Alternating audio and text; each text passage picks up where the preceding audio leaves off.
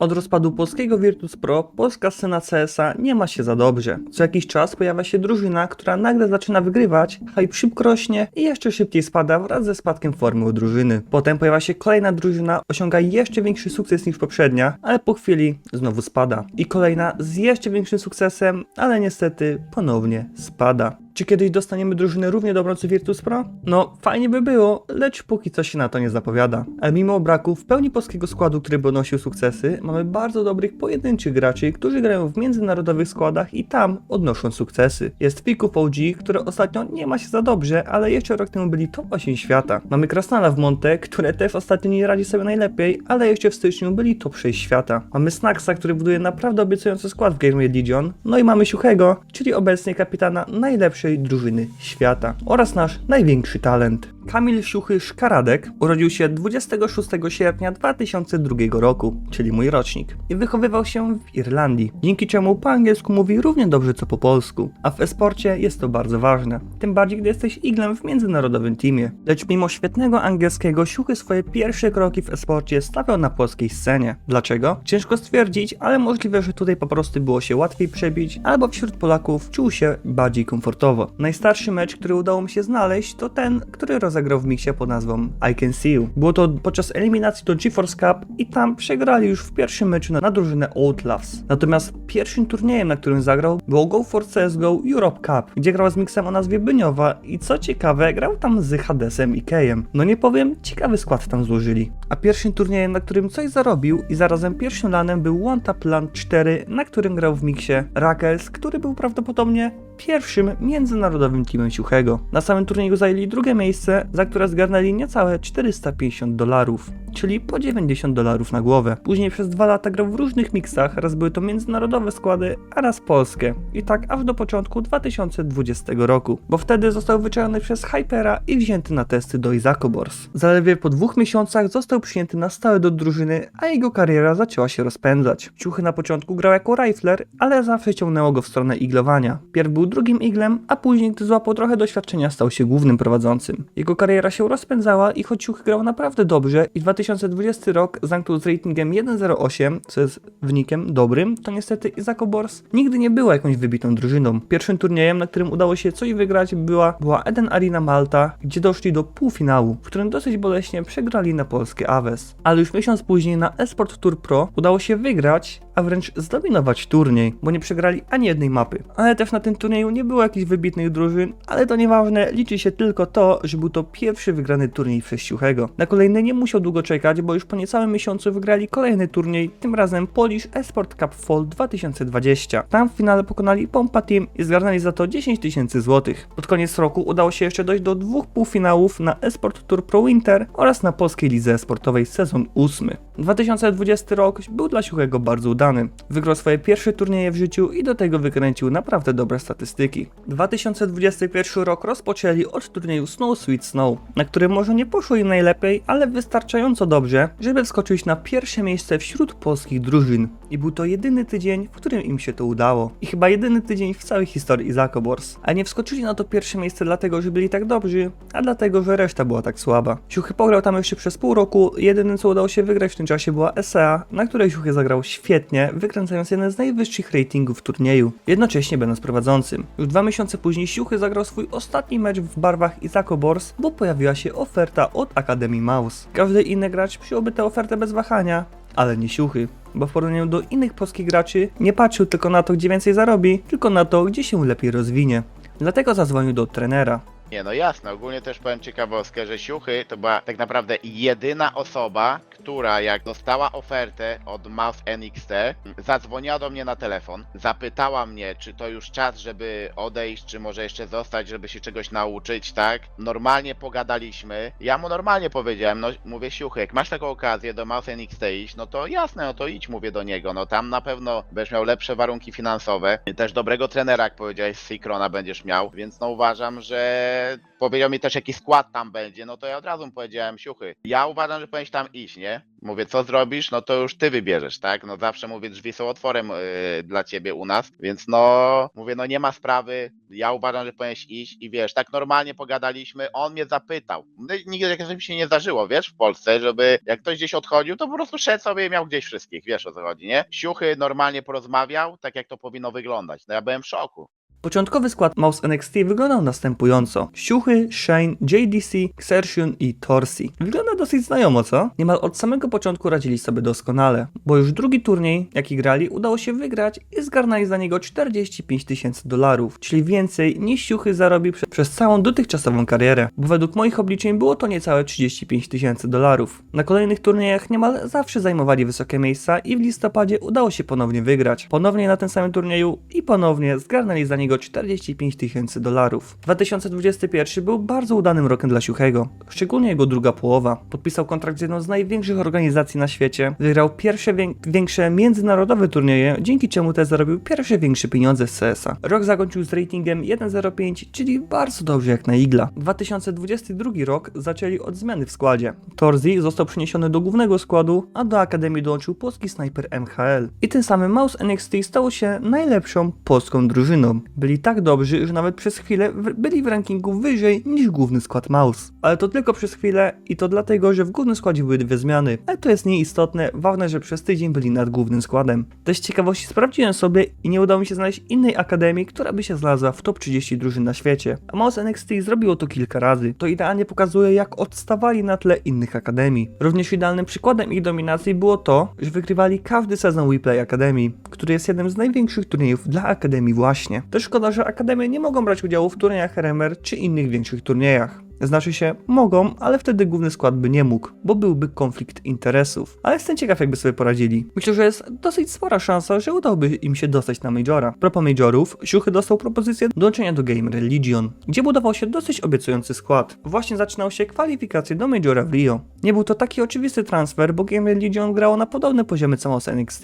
Dlatego Siuchy zdecydował się pójść na wypożyczenie na okres kwalifikacji do RMR, żeby nie zrywać od razu kontraktu z Mouse. Po dostaniu się na RMR podpisał oficjalnie kontrakt z Gamer Legion i ich skład wyglądał następująco. Im, Izak, Eikor, Chaos i Siuchy. W samego RMR-a nie weszli najlepiej, bo zaczęli od przegranej 28-25 na Face, ale już w kolejnym udało się wygrać na Aurorę i dzień zakończyli z bilansem 1-1. Kolejny dzień rozpoczęli od przegranej 22-20 na Team Spirit i tym samym mieli wynik 1-2, czyli jedna przegrana i do domu. Tak naprawdę już jedną nogą byli w samolocie, bo kolejny mecz był na G2, który udało się wygrać wynikiem 2-1 w mapach i już był wynik 2-2, czyli mecz o wszystko. Na szczęście trafili na Bait, które było 69 w rankingu, więc bez większych problemów pokonali ich wynikiem 2-0 w mapach i tym samym dostali się na Intel Extreme Masters Rio Major 2022. Przed samym Majorem zagrali jeszcze na Elisa Invitational. Fall 2022, gdzie udało się zająć drugie miejsce, co było dobrą prognozą przed Majorem. No i przyszedł ten dzień. W turniej weszli świetnie, wygrywając pierwszy mecz 16-6 na 9Z oraz drugi 16-10 na Vitality, które było jednym z faworytów tego turnieju. Dzień zakończyli z wynikiem 2-0, więc mieli aż 3 szanse na przedostanie się dalej. Pierwsze BO3 zagrali na Bad News Eagles, które było trenowane przez Devil Walka. Co prawda jeszcze nie na tym turnieju, ale później on ich trenował, a mówię o nim w poprzednim filmie, więc zapraszam. Mecz oddali bez większego oporu, tym samym przegrywając go 2-0 w mapach. Ale spokojnie, mieli jeszcze 2 szanse na przedostanie się dalej, więc bez problemu powinni sobie poradzić, prawda? No niestety, mieli trochę pecha, bo trafili na Furię, która była u siebie i grała naprawdę bardzo dobrze na tym turnieju. No i ponownie przegraliśmy 2-0 w mapach. I został mecz o wszystko z Cloud9, czyli kolejna bardzo dobra drużyna i kolejne 2-0 w mapach. Gamer Legion odpada z turnieju wynikiem 2-3. Strasznie dużo pecha w tym było, ale imo powinni wygrać wtedy na Bad News Eagles, bo to nigdy nie była jakaś wybitna drużyna. No ale jak to kiedyś powiedział Jarek Pasza, nam też poszło tragicznie na pierwszym majorze, a drugiego wygraliśmy, więc pozostało czekać na kolejnego majora. A przed nim było sporo mniejszych turniejów, na których radzili sobie nawet dobrze. 3 razy półfinały, 5 razy finały, w tym 2 wygrane na Thunder Peak Bitcoin Series oraz Elisa Invitational. Winter 2023. No, Gamer Legion było solidną tier 2 drużyną. Minęło pół roku, chłopaki trochę pograli ze sobą i przyszły kwalifikacje do RMR. Dostali się bezpośrednio do zamkniętych dzięki wysokiemu miejscu w rankingu Valve i tam bez większych problemów zrobili 3-0. co dało im pewny awans na RMR. Swoją drogą wygrali na Anonymo i Illuminar, czyli dwie polskie drużyny. W samego RMR-a nie weszli najlepiej, bo przegrali na Apex. Ale już później każdy kolejny mecz wygrali i dostali się na Majora wynikiem 3-1. Zagrali również mecz o bezpośrednie wejście do fazy Legend z Bad News Eagles, lecz niestety przegrali wynikiem 2-1 w mapach i Majora musieli zacząć od Challenger Stage. A zaczęli go w najgorszy możliwy sposób, bo od dwóch przegranych na Complex City i na The Mongols. Przez co już po pierwszym dniu turnieju walczyli o życie, bo jedna przegrana i koniec turnieju dla nich. W trzecim meczu trafili na Mouse, w którym grał Korzy Mouse NXT, czyli byli koledzy Siuchego. Lecz to nie przeszkodziło w wygraniu tego meczu 2-0 w mapach. Kolejny był na OG z Fikiem, który udało się wygrać 2-1 w mapach. Ostatni mecz grali na Forze, który wygrali 2-0 po dosyć wyrównanym starciu. Tym samym dostając się do fazy Legend, a tam czekał na nich Navi, z którym przegrali. Jeszcze tego samego dnia grali na Polskę Nine, z którym wygrali po dosyć wyrównanym meczu. Kolejne zagrali na Fnatic i Apex i oba wygrali, przechodząc do ćwierćfinałów z wynikiem 3-1. A ćwierćfinał oznacza grę przed publicznością i to ogromną publicznością, bo w końcu był to ostatni major w CSGO, więc zainteresowanie było ogromne. Lecz to nie przeszkodziło w wygraniu 2-0 na Monte, tym samym dostając się do półfinału, a tam Heroic, czyli ówcześnie najlepsza drużyna świata, absolutny top kontra Game Religion, które było co najwyżej dobrą tier 2 drużyną. Szanse były marne. Pierwszą mapę przegrali 16-13, więc niby blisko, ale stronę Tero zakończyli wynikiem 10-5, a Ancient jest mapą CT, więc na luzie powinni domknąć tę mapę. Lecz po CT wygrali ledwie 3 rundy i pierwsza mapa padła łupem Heroic. Kolejne było Inferno, które było bardzo wyrównane, ale finalnie udało się wygrać wynikiem 16-14. Ostatni był Mirage i tam bez większych problemów wygrali 16-6, tym samym meldując się w wielkim finale. Po raz pierwszy od 5 lat mogliśmy oglądać Polaka w finale. Niesamowite osiągnięcie, ale w finale musieli stanąć naprzeciwko Vitality, czyli absolutnego faworyta turnieju. Zaiwu był wtedy w swojej szczytowej formie, do tego reszta drużyny grała wybitnie. Pierwszą mapę Game Legion oddał bez większej walki, a na drugiej przegrali 13-16 po comebacku ze strony Vitality. Mimo przegranej w finale, dalej był to wybitny turniej ze strony GL i myślę, że mogliby go wygrać,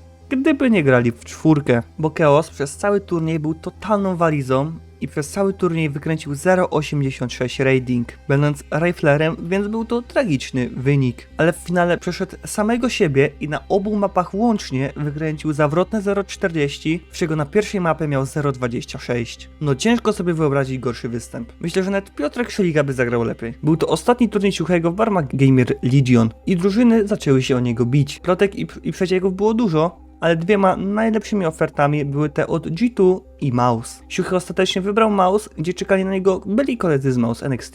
Pamiętam jak dziś, jaki załamany byłem, że nie wybrał G2, bo Mouse miało potencjał, ale G2 z Niko i Monezim to był pewniak. Lecz mimo to Siuchy zaryzykował i to ryzyko się szybko opłaciło. Bo już drugi turniej w barwach Mouse udało się wygrać, ale była to dopiero rozgrzewka przed prawdziwym wyzwaniem, którym było ESL Pro League. Ostatni duży turniej w CSGO. Tam po bardzo długiej przeprawie udało się dojść do finału, w którym wygrali 3-0 w mapach na Navi. Już 2 tygodnie później grali pierwszy duży turniej w CS2, którym był EM Sydney, na którym doszli aż do półfinału, w którym przegrali na FaZe, które było w niesamowitym gazie. Swoją drogą, więcej o początkach FaZe w CS2 mówię w tym filmie, więc zapraszam. Ogólnie FaZe było największym rywalem Mouse w początkach CS2, bo na każdym turnieju przegrywali właśnie na nich. Thunder Peak World Championship, ćwierćfinale przegrana na FaZe. Asia Championships, w finale przegrana na FaZe. Blast Premier World Final. w półfinale przegrana na FaZe. IM Katowice znowu półfinał i przegrana na FaZe. No widać, że mieli ogromne problemy z tym FaZe i nie mogli znaleźć na nich sposobu. Ale mimo to Mouse znajdował się cały czas w topce drużyn i lawirowali między drugim a trzecim miejscem w rankingu HLTV. Często mówiło się, że Mouse ma taki problem, że mają strasznie młody skład, przez co psychicznie nie dojeżdżają podczas gry przy dużej publiczności. Na Majorze miało się to zmienić. Mieli udowodnić, że to oni są najlepsi. Na samego Majora dostali się bez większych problemów z wynikiem 3-0 na RMR, ugrywając po drodze Team Spirit z niesamowitym Donkiem, czyli największego faworyta tego Majora. Główny turniej zaczęli od fazy Legend dzięki wysokiemu miejscu w rankingu Valve i świetnemu występowi na RMR. Przeszli tę fazę bez większych problemów, robiąc wynik 3-0, tym samym udowadniając, że to oni są największym faworytem tego turnieju. Tylko że Spirit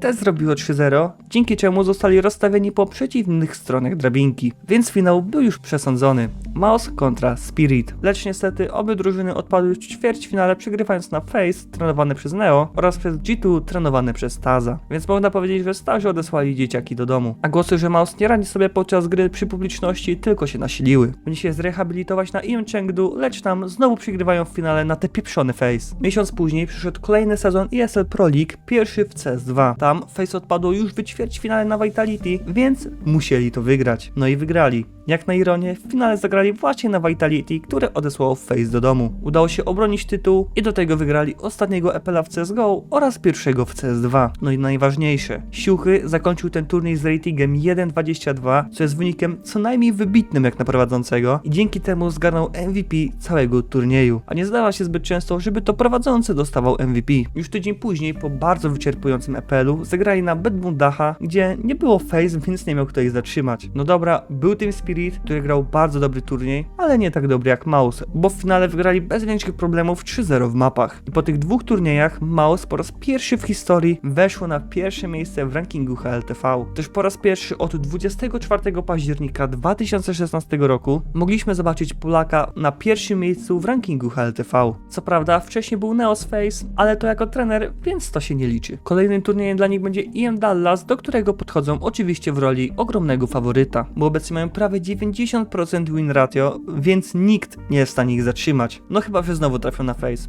To może być problem wtedy. Pozostaje mieć nadzieję, że Mouse utrzyma formę i w grudniu na Majorze w Chinach udowodnią, że to oni są najlepszą drużyną świata.